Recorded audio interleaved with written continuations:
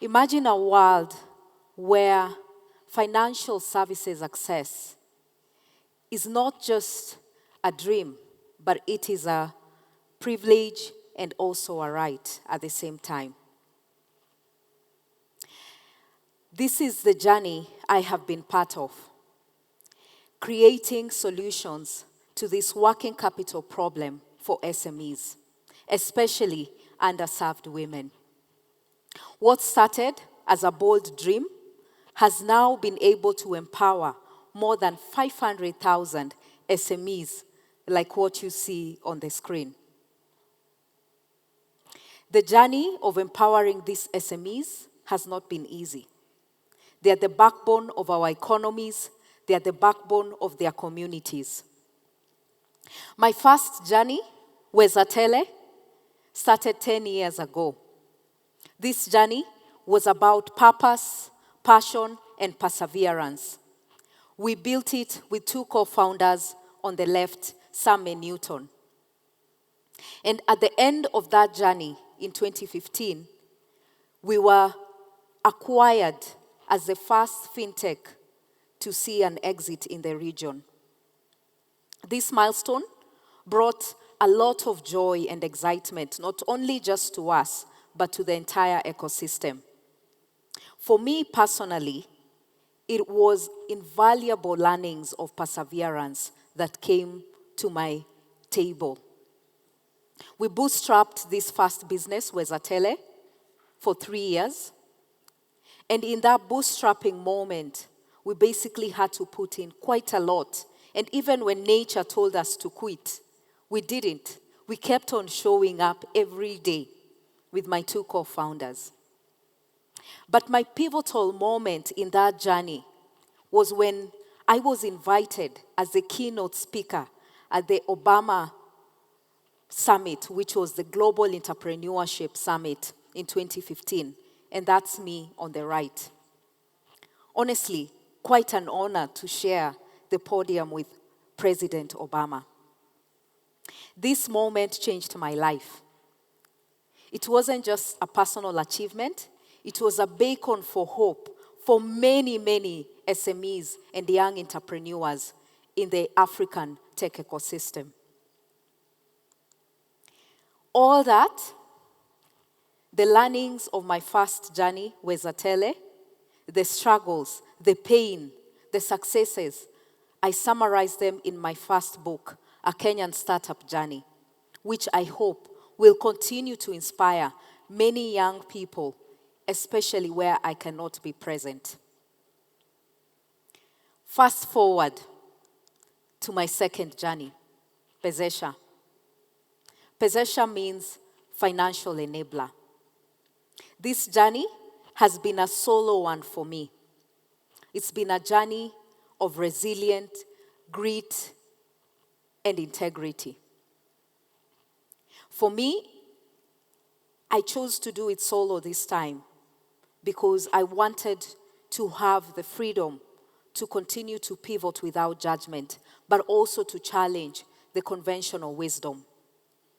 It hasn't been easy. It's been very lonely. From building the infrastructure that we have built to finding the right team. But with all those challenges, we've achieved some small wins and successes. We've raised more than $10 million that has actually enabled us to impact even more SMEs beyond the 500,000 that we've enabled. It's helped us to build a fantastic team that you see on the screen that continue to propel that vision to actually do much more bigger in terms of our vision. More importantly, it's also helped us to be connected with the right partnership to get to reach to this solving financial inclusion problem and make it a reality and a dream for many SMEs. I have been lucky and fortunate to be surrounded by destiny helpers who have become almost like my co-founders to continue to support me and work with me in this journey. But why? Why would I want to do this again? Someone would ask. Why start a company and then do it all over again? You must be insane. But for me, it was actually a moment to answer what was never answered in my first company. the why. And so why not take the leap one more time?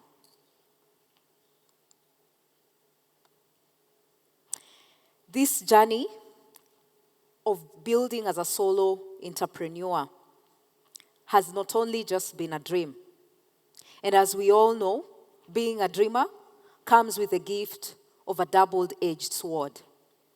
History has shown us that one's person dream has continued to inspire many generations and movements.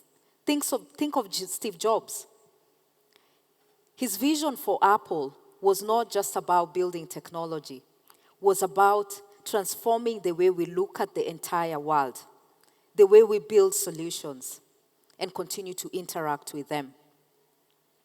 The journey of a dreamer, as we know, is not easy, and I am one of those dreamers. But in 2019, when COVID happened, I saw the world as the darkest place to be in. My business faced overwhelming challenges. We were raising a round that did not close. The key team members left. And I asked myself, could I continue with this journey? Anxiety became part of my usual battles. And I couldn't continue. And it is at that time that I needed to search for clarity. So I took a trip when the world opened up in 2022. I went to the coast and I sat by the beach hoping to find this clarity. And as I gazed at a ship that was coming very far away at the horizon, I asked myself, why am I here? Why am I doing this? These sleepless nights, burnouts, frustrations, rejections from investors. Is it really worth it to do it again? You know, you must be crazy to continue with this journey. The voices inside me kept on echoing and telling me that this would be the death of me. But yet, the conviction within me was so strong that I was willing to die for this journey. And as I remembered seeing the sheep very far away, but yet so close, and I asked, this impatient needs to come to the end of it and finally arrive at the shore. The ship was so far away, yet so close to get to the shore. This moment, ladies and gentlemen, taught me that my patient muscle was very weak, but it is in those moments that we gain our biggest strengths.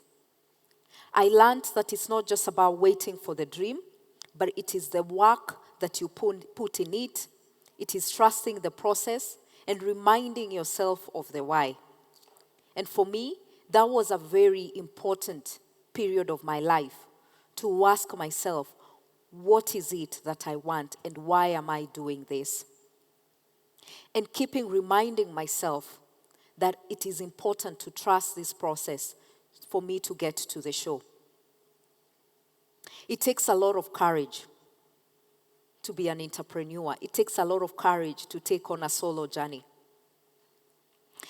And also, it takes a lot from you. For me, it's taken a lot of my work-life balance. It's taken a lot of the opportunity to share in my pain, to share in my successes, while at the same time, this same journey has brought so much solitude to me. It's taught me the power and the meaning of solitude. Being alone might mean you have to take the full responsibility. When it fails with you. When it goes down and the ship sinks, it sinks with you. But in this moment is when I found solitude reward. The gift of serving others in my journey is what I continue to do. I have planted the seed, I have nurtured it, but it continues to be nourished by the story of people like Rose. Rose started with us in Pezesha with just $100 credit. She's been able to grow her business, impact her community, and take her kids to a better school. Rose can now dream of a better future. This is why I keep planting the seed, ladies and gentlemen. The story of Rose is why I keep on dreaming of planting this seed and empowering one rose at a time. This is my story. Thank you.